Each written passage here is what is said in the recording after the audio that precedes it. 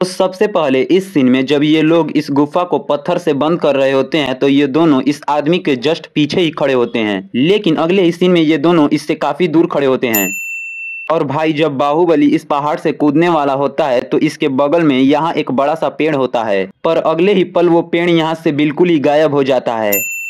तो जब बाहुबली की माँ उसको समझा रही होती है तो उसकी माँ उसके जस्ट पास में ही बैठी होती है, लेकिन इसी सीन को ऊपर के एंगल से देखने पर इसके आसपास कोई भी नहीं होता है। अब इस सीन में अवंतिका इस पानी में बस अपना पंजा ही डालती है, लेकिन इसी सीन को पानी के अंदर से देखने पर इसका पूरा का पूरा हाथ ही अंदर होता है। और भाई जब ये सांड भल्लाल देव की ओर आ रहा होता है तो यहाँ पर कटप्पा को छोड़कर कोई भी नहीं गिरा होता है, पर अगले ही पल जब ये सांड भल्लाल देव के पास आ जाता है तो भाई इसके पीछे यहाँ इतने सारे लोग कहाँ से आ गए।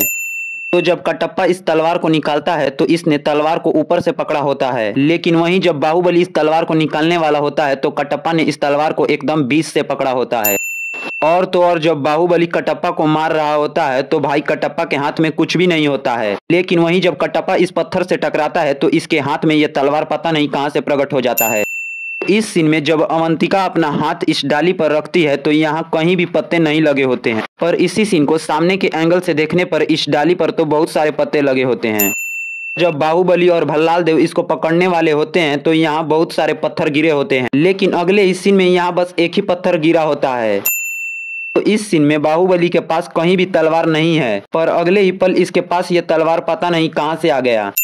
भाई जब बाहुबली और उसकी सेना युद्ध करने के लिए जा रही होती है तो इनके आगे यहाँ कुछ भी नहीं होता है, लेकिन अगले ही सीन में इनके सामने ये गोला पता नहीं कहां से आ गया।